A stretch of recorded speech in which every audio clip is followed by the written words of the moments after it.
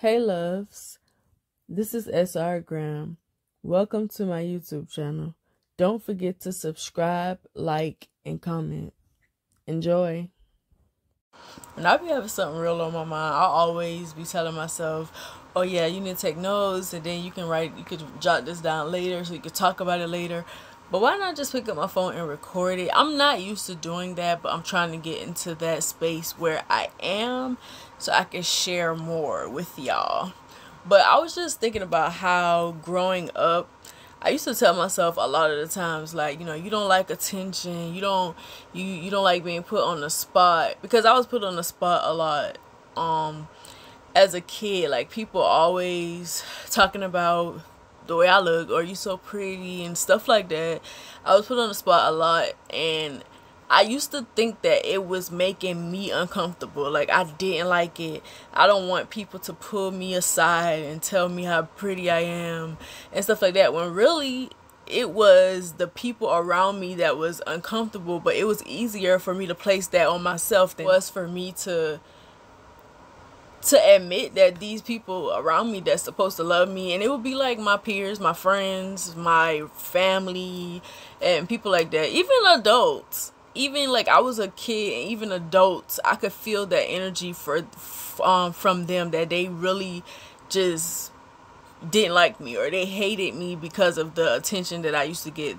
I was always being put on the spotlight. I was always being praised for something, because I was just naturally good at things, and like it would just be effortless. Like, I wouldn't be trying to get attention or whatever, it just happened. And so for years I was just telling myself that, you don't like being put on the spot, you don't like when people call you out, you don't like the attention. I don't like the attention, stuff like that. But it was actually the people around me that didn't. And I didn't realize that until like maybe a few years later. Like, I'm 31. It took me all of this time for me to like actually realize that, and that it actually bothered me for a long time, because I didn't want people to dislike me or hate me or not want to be around me, because I was always getting the attention or whatever. So I started labeling myself as this person. And I'm not gonna say introverted, because I feel like I am naturally introverted, but like I started like labeling myself as this person who didn't like attention, and like moving in a way where I wouldn't get it. Like, it wasn't working, of course, but like I would hate it. And then more recently I started asking myself, why is it like that? Why do you feel like you don't like attention? Like, how did we get here? And that's when I started to think about all of those experiences that I used to have that made me feel like that. But I think that I'm going to do like a series about me discussing pretty privilege and like the pros and cons. Whenever people used to talk about pretty privilege, I didn't really understand it. Like, I used to be like, pretty privilege, like what are the privileges that you get for being pretty? But it just was a lot of things that I really just didn't realize. I think a lot of the time I would just kind of like ignore stuff, like growing up. So it was just a lot of stuff that I didn't realize, because like it just, the feelings that, because I'm an empath, so I feel energy, I feel people's energy and stuff. Like, and when you feel the way that people feel about you, it doesn't feel good. Like, I'm a confident person, and I am one of those person who, I don't really care about what people think about me. I would say on the surface, but when it comes to people that I really love, I care about that.